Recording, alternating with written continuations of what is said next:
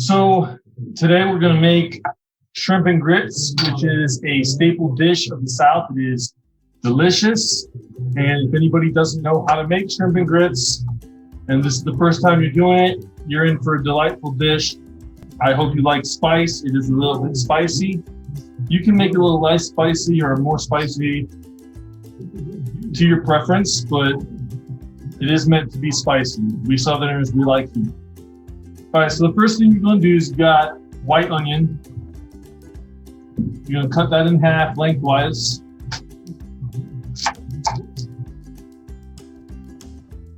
You're gonna have half an onion is really all you need. The other half set aside. You can save that for another dish another time. Cut off the one end like this, top fruit. Then we're gonna peel back the paper. We wanna peel back the paper on the onion. This is the proper way to cut an onion, by the way. This is the French way of cutting an onion. And it makes it so that it does not bleed, and therefore you will not cry. You've heard cutting onions makes you cry. That's only if you don't know how to cut an onion properly. So I cut off the other end, because today the cut that we're going to be doing to this onion is called a lyonnaise cut. So you have your half onion, clean like that. You're going to take it and you're going to cut lengthwise every about 1/8 of an inch, roughly where the little divots are. There's little divots in onions. Roughly just cut where those little divots are.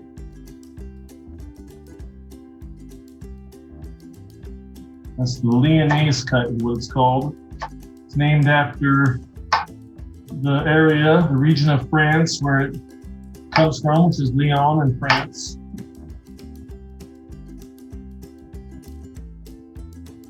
Most cooking terms come from French cooking. This is kind of a Cajun dish, so you got your French. This is what your onion should look like after the lyonnaise cut is done, right here. You just separate those, place those in a bowl.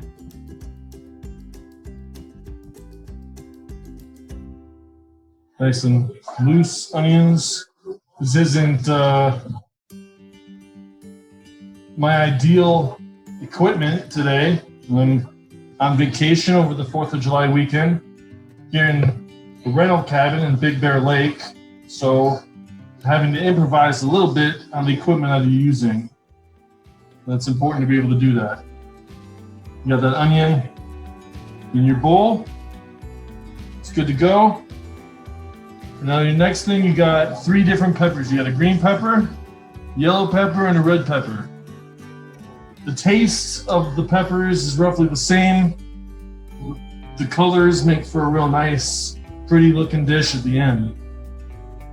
You're gonna cut a pepper. If anybody doesn't know how to cut a pepper, you take it top side down and then just cut lengthwise like that, so that you're gonna get big planks of pepper. You're cutting around that core and those seeds, because you don't want that core or those seeds. That's not the part of the pepper you want. My knife is a little dull. Dull knife is kind of dangerous, actually. I should sharpen this. Basically, you just take the top and the core, throw it away. You don't need those seeds. Toss those. And what you're gonna have left, cut off the pith. It's got some of that pith on those peppers.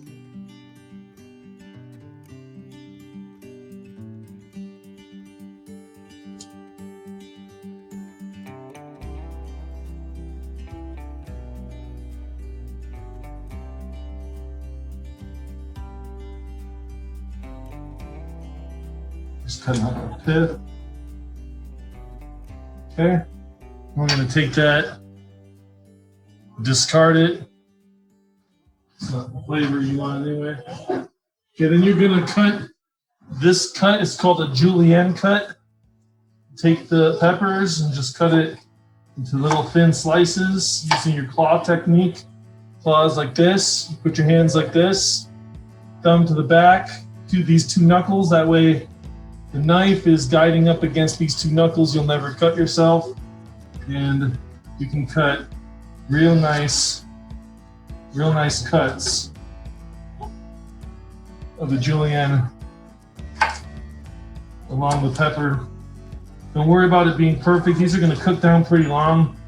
They're going to be pretty soft by the end anyway, so the cuts don't have to be exactly perfect, but the more you practice your cuts, your knife skills, the better looking your final dish will be, the more evenly it will cook, and just knife cuts is important. Once you've got your green pepper julienne, go ahead and put that right back in that bowl with those onions. You're going to repeat that with both your yellow pepper and your red pepper. It's the exact same technique.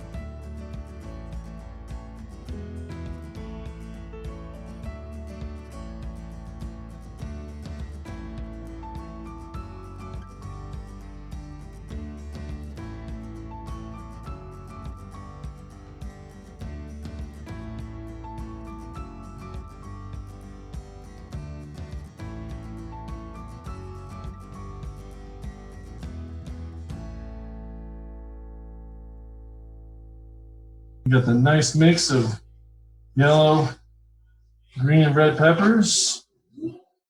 Okay, now we're going to put in 2 cloves of garlic. I've already crushed those out of the loaf. If you don't know how to peel garlic, it's a very simple trick. Put it on your cutting board. Take the flat of your knife. Just kind of smash it. You're just going to kind of smash it a little bit, and then that will make it easier to peel. And just go ahead and take that. And just take your garlic. You're going to cut this real fine, real fine.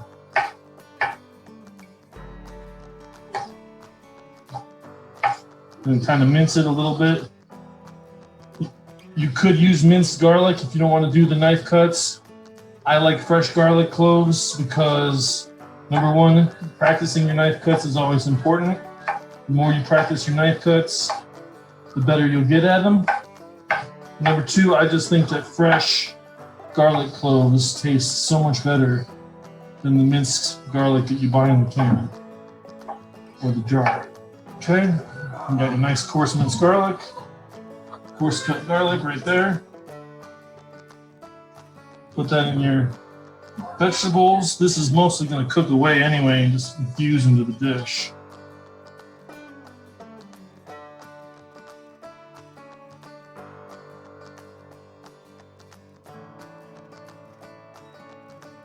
I'm going to use that to cut some parsley in a little bit. Now, at this point, we're going to season these vegetables. I'm using Weber's New Orleans Cajun seasoning. Any type of Cajun seasoning will do. And you're going to just sprinkle this on these vegetables. Be real liberal with it. You know, this is where I said that how much heat you like can make a difference. The more of this you put in there, the hotter it's going to be. Because this is where you're going to get some heat. I personally like a bit of heat, so I put a good amount in there. Then you're going to take it, you're going to kind of mix it up. You want to get that all mixed in there. You want to get the onions and everything covered, everything mixed together real good, everything covered with your seasoning. If you feel like you could use a little bit more, add a little bit more or less based on how you like the dish. And you'll have to play around with it a couple times to figure that out. Now, at this point, we're ready to cook. So the first thing that we're going to do is go over here and we'll turn on the skillet.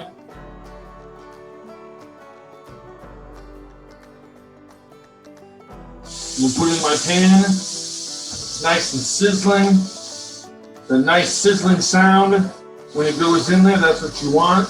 You're going to have to do this in batches. I'm doing a whole pan. I'm doing a whole pound of bacon. You want to do this in batches because you don't want to overcrowd a pan. If you overcrowd a pan, you're going to end up steaming the meat, you're gonna end up doing anything but what you're trying to do to it. Never overcrowd a pan. Take your time doing it batches. So we're gonna let this bacon cook a few minutes on one side. We're gonna end up cutting this bacon up and putting it on top of the dish. So if you like it very, very crisp, you can make it very crisp. If you like it a little bit less crisp, it doesn't really matter. That's a matter of personal taste, but it is going to be cut up and used like bacon bits. This is an important part of the dish because this is this fat and this flavor. You get this bacon rendering, this fat rendering into the pan, and it's got a lot of flavor, and that flavor is going to infuse all throughout your vegetables as they cook, your shrimp as it cooks, and it's all going to cook in the same pan, and all those flavors mix together, and that's what makes the dish just incredible.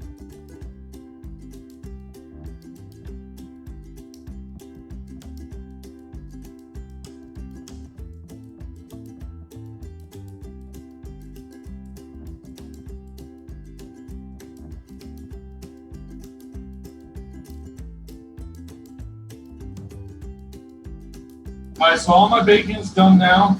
I'm gonna take it, I'm gonna put it on a cutting board that's been lined with paper towels so it can drain some of the grease. We're gonna set that aside, we're gonna use that later. In the same pan, while it's still hot with the bacon grease, 2 tablespoons of butter, put it right in, take your wooden spoon, stir that around, get all that butter, start melting as it's sizzling and bubbling up and browning. That's exactly what you want.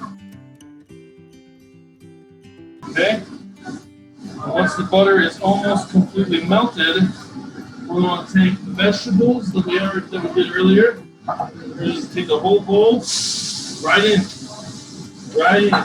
the whole thing. We're not worried about crowding this one because the way that this is going to cook, these vegetables are going to cook for a long time and they're going to cook down real fine, especially the onions. So we want to put that in there. Right about now, as these onions are hitting and starting to soften and become a little bit more translucent and tender, the smell is incredible. Right about this point, y'all are going to be like, I can't wait to eat this because the smell is absolutely mind-boggling. We're just going to let that cook, stir it a little bit. All right, now we're going to start thinking about the grits part of this. Take 2.5 cups of milk. I'm forced to use 2% here, so I don't know how much that's going to fix the dish. I highly recommend whole milk as it has a higher fat content, and fat is your friend. In cooking, fat equals flavor. You never want to have no flavor. This is about 6 tablespoons of butter. That's going to go right in with the milk.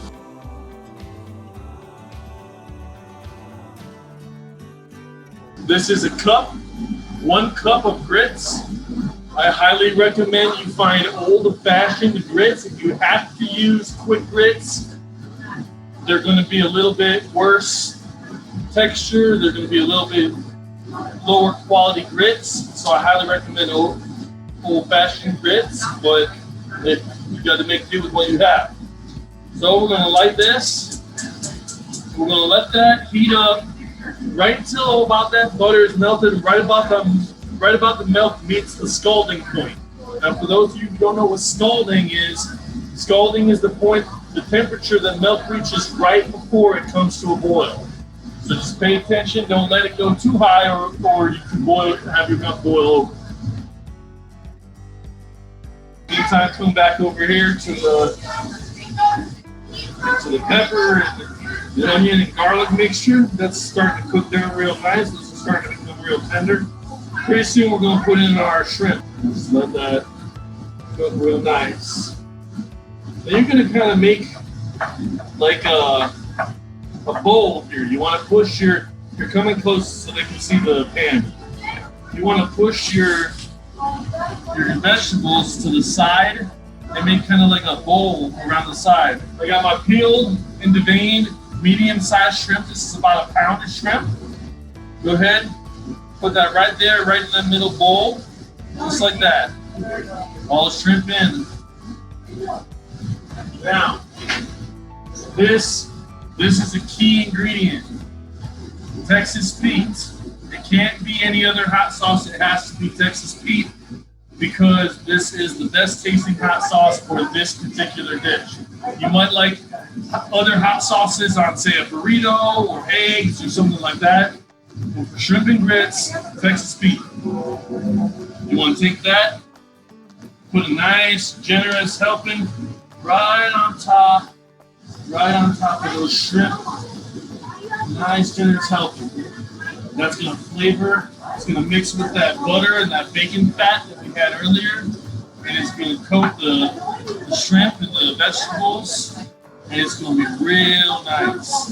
Now we want to let this cook until the shrimp are no longer translucent.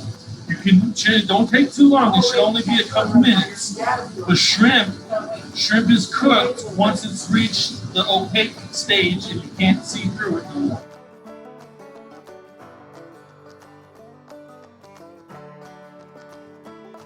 Just let that cook. Let that shrimp cook. Now we can stand over here, look at our milk and our butter. Butter's starting to melt a little bit. Take your whisk and just kind of whisk it around. Should be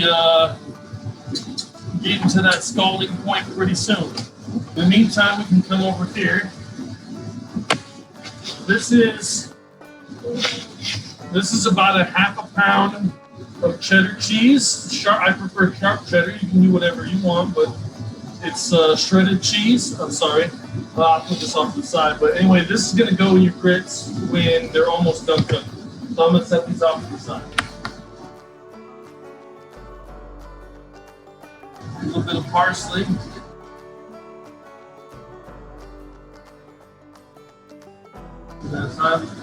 Anyway, we're going to chop up the parsley here.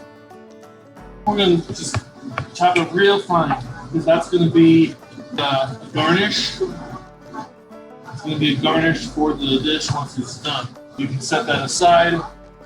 That's going to be the last thing that goes on your dish. The parsley. You can see the little bubbles. You can see the little bubbles on the side. That means it's almost at the scalding point. Now you're going to take your whisk. You're going to take your grits.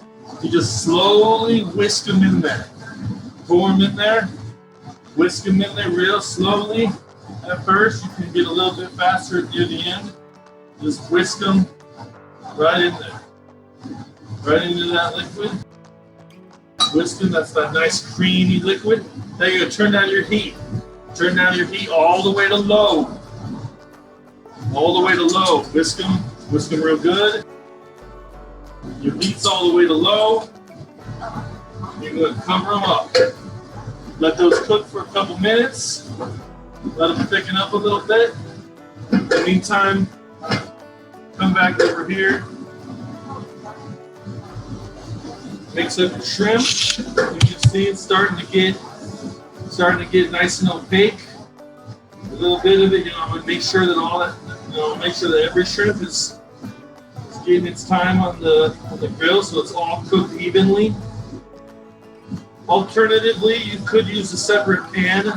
Again, I'm not here at my home.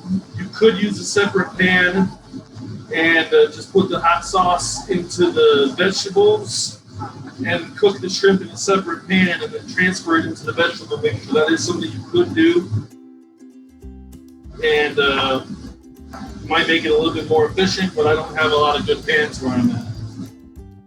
So cook that around. That's almost done.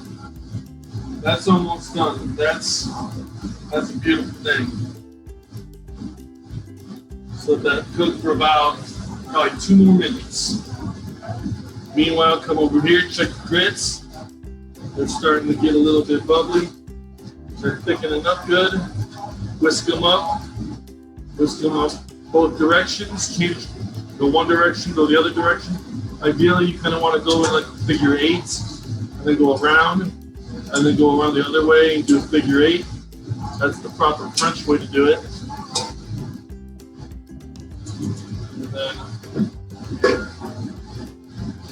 let that cook. All right, now the shrimp and the vegetables are pretty much done. So what we're going to do is go ahead and turn off that heat. We can leave them right there. They're still going to cook a little bit in the pan because the pan's not going to stop being hot real too quickly. So they'll cook for a few minutes without any heat. So just leave them like that. They're done. We got our bacon over here. Take the bacon. You might want it more crispy than I like it. You might not. It's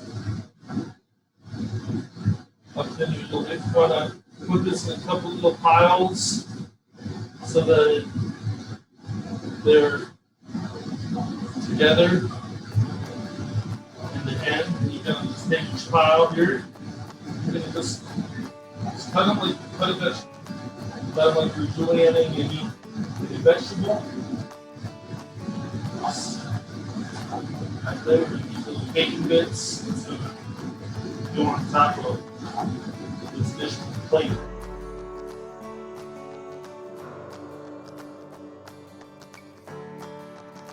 There you go. Bacon, nice little bit. Time to check on our grits. Grits should be almost done. Yep, they're starting to look real nice there. Still a little creamy. That's good. Right now, we're going to take some salt. Put a little bit of salt in there. Mix it around. Listen, don't ever put sugar in your grits. That's just the wrong thing to do. That might be how they do it up north, but they're wrong. Take your cheese, put that in there. You're gonna whisk that cheese in there, and after you put that salt in there, you just whisk it around until that cheese is nicely melted.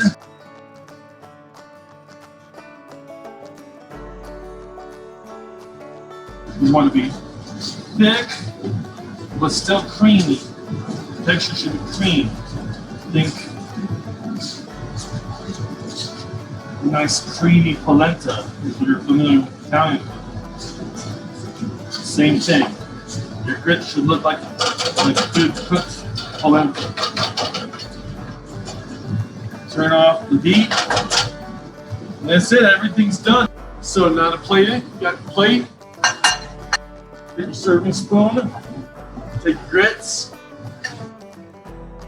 Take a nice little bisque of grits right in the middle of the plate. This is going to be the bed right there. Take your shrimp and vegetable mixture, your spoon, and just place that right on top of that. Make sure you get a mixture of all the vegetables. You want to get your onions, your peppers. You want to get a mixture of color. So you want red and green. You want shrimp. You want a little bit of that sauce that shrimp cooked with.